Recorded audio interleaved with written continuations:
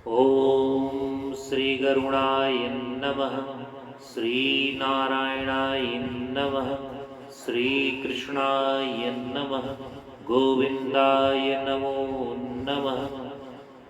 नमस्कार मित्रों, मैं संजय पंडित आज आप लोगों के समक्ष प्रस्तुत है गरुड़ पुराण।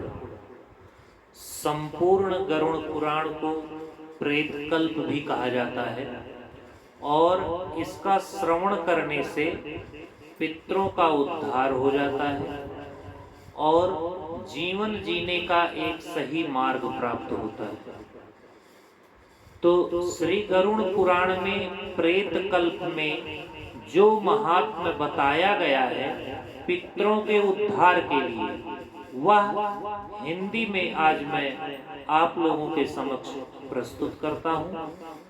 मृत्यु के पश्चात जो यात्रा शुरू होती है वह प्रेत कल्प से प्रारंभ होती है। चलिए प्रारंभ करते हैं अध्याय 1 और आप लोग इसका श्रवण करें। धन्यवाद। ओम श्री हरि। गरुड़ पुराण सारोद्वार पहला अध्याय है। भगवान विष्णु तथा गरुड़ के संवाद में गरुड़ पुराण सारोद्वार का उपक्रम पापी मनुष्यों की इस लोक तथा परलोक में होने वाली दुर्गति का वर्णन, 10 गात्र के पिंडदान से यातना देह का निर्माण। शुरू करते हैं। धर्म ही जिसका सुदृढ़ मूल है, वेद जिसका स्कंध है यानी तना है, पुराण रूपी शाखाओं से जो समृद्ध है, यज्ञ जिसका पुष्प है और मोक्ष जिसका फल है, ऐसे भगवान मधुसूदन रूपी पादप कल्प वृक्ष की जय हो। देव क्षेत्र नैमिषारण्य में स्वर्ग लोक की प्राप्ति की कामना से सौनक आदि ऋषियों ने एक बार सहस्र वर्ष में पूर्ण होने वाला यज्ञ प्रारंभ किया। एक समय प्रातः काल के हवन आदि कृत्यों का संपादन करके उन सभी मनुष्यों ने सत्कार किए गए आसनासीन सूत जी महाराज से आदर पूर्वक यह पूछा कि हे सूत जी महाराज, आपने सुख देने वाले देव मार्ग का सम्यक निरूपण किया है। इस समय हम लोग भयावह यम मार्ग के विषय में सुनना चाहते हैं। आप सांसारिक दुखों को और उस क्लेश के विनाशक साधन को तथा इस लोक और परलोक के क्लेशों को यथावत वर्णन करने में समर्थ हैं, अतः उसका वर्णन कीजिए। तो सूत जी कहते हैं कि हे मुनियों, आप लोग सुने, मैं अत्यंत दुर्गम यम मार्ग के विषय में कहता हूँ, जो पुण्य आत्मा जनों के लिए सुखद और पापियों के लिए दुखद है। गरुड़ जी के पूछने पर भगवान विष्णु ने उनसे जैसा कुछ कहा था, मैं उसी प्रकार आप लोगों के संदेह की निवृत्ति के लिए कहूँगा। किसी समय वैकुंठ में सुखपूर्वक विराजमान परम गुरु श्री हरि से विनता पुत्र गरुड़ जी ने विनय से झुककर पूछा कि गरुड़ जी ने कहा कि हे देव, आपने भक्ति मार्ग का अनेक प्रकार से मेरे समक्ष वर्णन किया है और भक्तों को प्राप्त होने वाली उत्तम गति के विषय में भी कहा है। अब हम भयंकर यम मार्ग के विषय में सुनना चाहते हैं। हमने सुना है कि आपकी भक्ति से विमुख प्राणी वहीं नरक में जाते हैं। भगवान का नाम सुगमता पूर्वक लिया जा सकता है।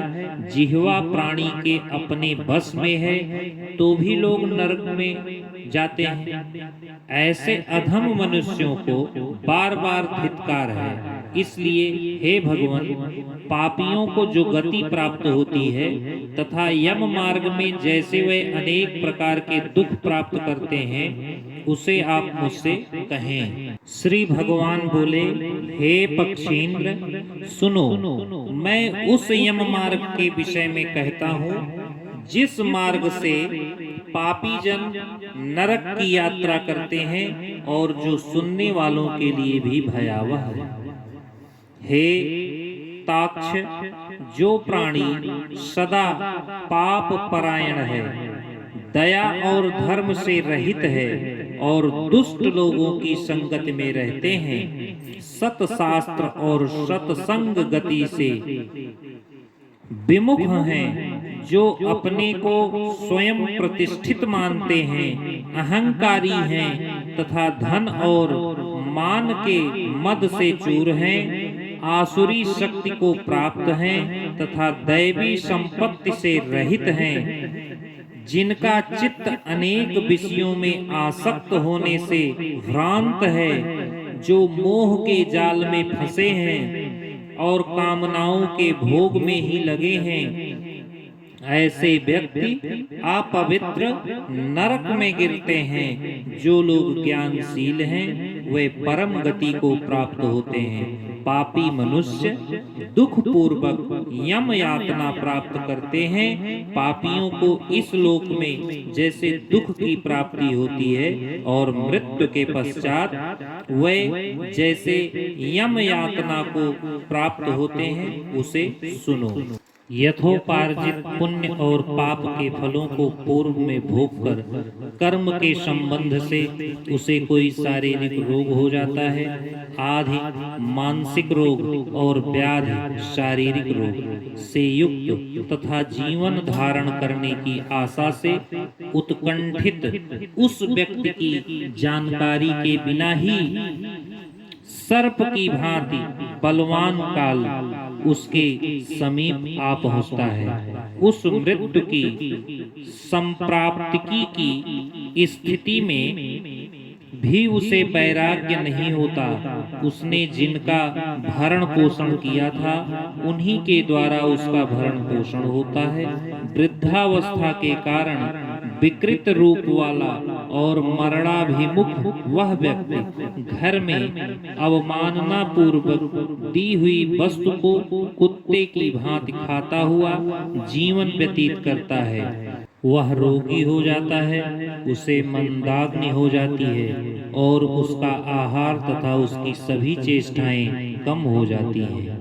प्राण वायु के बाहर निकलते समय आंखें उलट जाती हैं, नाड़ियां कफ से रुक जाती हैं, उसे खांसी और सांस लेने में प्रयत्न करना पड़ता है तथा कंठ से घुर्र घुर्र से शब्द निकलने लगते हैं। चिंतामग्न स्वजनों से घिरा हुआ तथा सोया हुआ वह व्यक्ति काल पास के वशीभूत होने के कारण बुलाने पर भी नहीं बोलता। इस प्रकार कुटुंब के भरण पोषण में ही निरंतर लगा रहने वाला अजीतेंद्रिय व्यक्ति अंत में रोते बिलखते बंधु बांधवों के बीच उत्कट वेदना से संज्ञा शून्य होकर मर जाता है।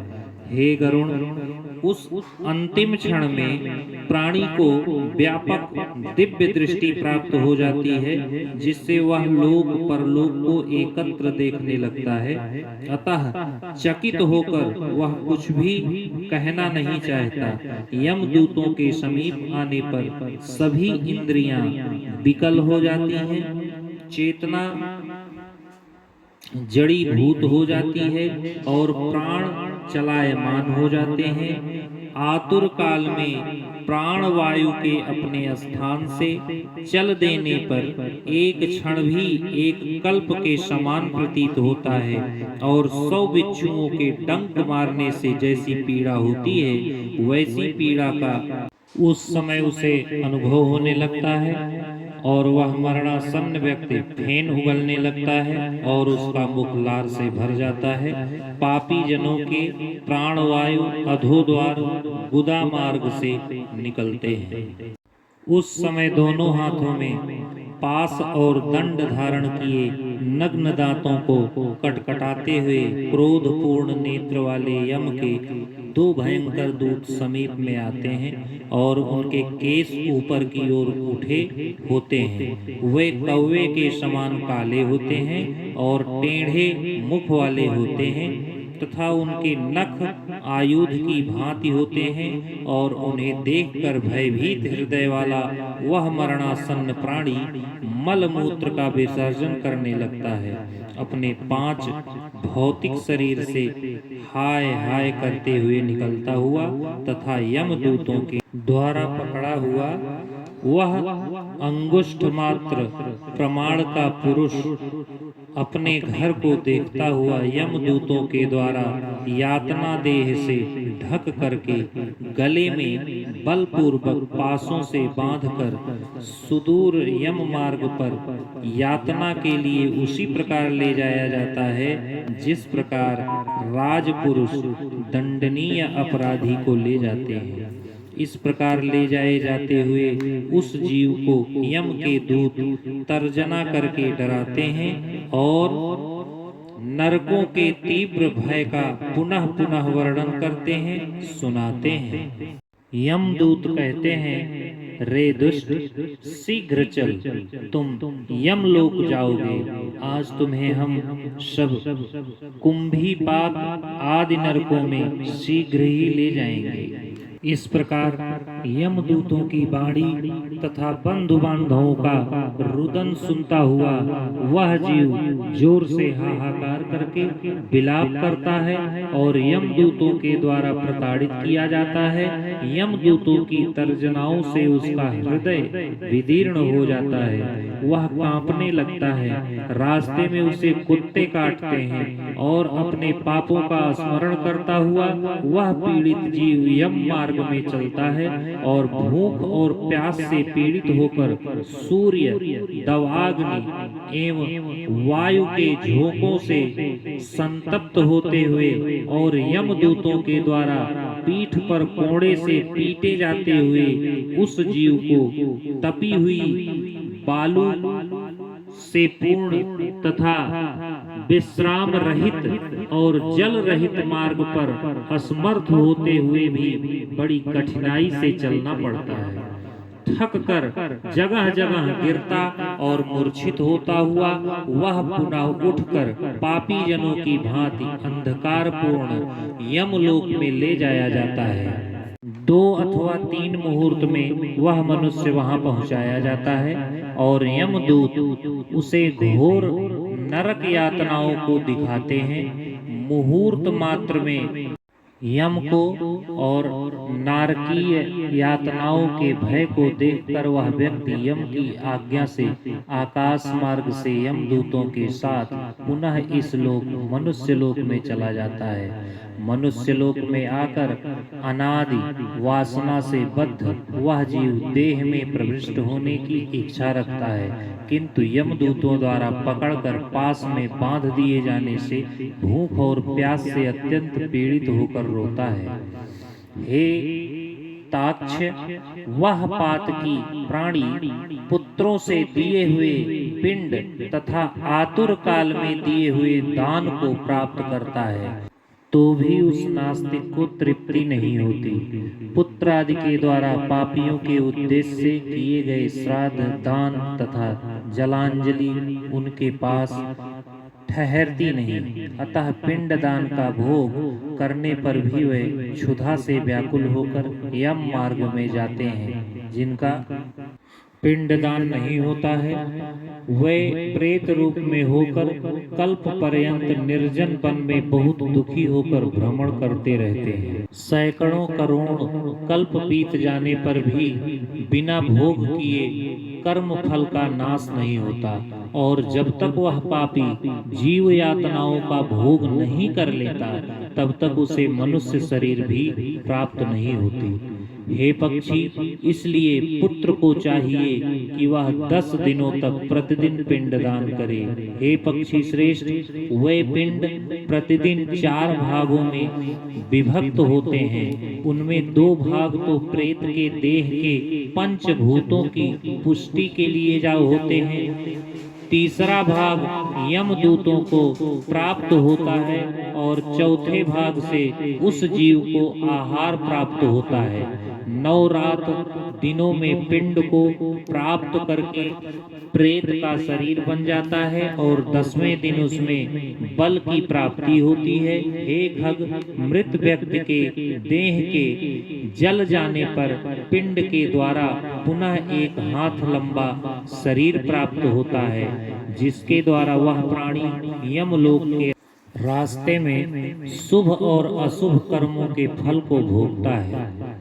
पहले दिन जो पिंड दान दिया जाता है उससे उसका सिर बनता है। दूसरे दिन के पिंड से ग्रीवा, गर्दन और स्कंध, कंधे तथा तीसरे पिंड से हृदय बनता है। चौथे पिंड से पृष्ठभाग, 5वें से नाभि, 6ठे तथा 7वें पिंड से क्रमशः कटी, कमर और गुहांग उत्पन्न होते हैं। 8वें पिंड से जांघे और 9वें पिंड से जानु, घुटने तथा पैर बनते हैं। इस प्रकार 9 पिंडों के देह को प्राप्त करके 10वें पिंड से उसकी क्षुधा और तृषा, भूख प्यास, ये दोनों जागृत होती है। इस पिंडज शरीर को प्राप्त करके भूख और प्यास से पीड़ित जीव 11वें तथा 12वें 2 दिन भोजन करता है। 13वें दिन यमदूतों के द्वारा बंदर की तरह बंधा हुआ वह प्राणी अकेला उस यम मार्ग में जाता है। हे खग, मार्ग में मिलने वाली बैतरणी को छोड़कर यमलोक के मार्ग की दूरी का प्रमाण 86,000 योजन है। वह प्रेत प्रतिदिन रात दिन में 247 योजन चलता है। मार्ग में आए हुए इन 16 पुरों नगरों को पार करके पात की व्यक्ति धर्मराज के भवन में जाता है। सौम्यपुर, सौरीपुर, नागेंद्र भवन, गंधर्वपुर, शैलागम, क्रौंचपुर, क्रूरपुर, विचित्र भवन, बहापदपुर, दुखदपुर, नानाक्रंदपुर, सुतप्त भवन, रौद्रपुर, पर्योवरसरणपुर, सीताढयपुर तथा बहु भीतपुर को पार करके इनके आगे यमपुरी में धर्मराज का भवन स्थित है। यमराज के दूतों के पासों से बंधा हुआ पापी जीव रास्ते भर हाहाकार करता रोता हुआ अपने घर को छोड़ करके यमपुरी को जाता है। इस प्रकार गरुड़ पुराण के अंतर्गत सारोद्वार में पापियों के इस लोक तथा परलोक के दुख का निरूपण नामक पहला अध्याय पूर्ण हुआ।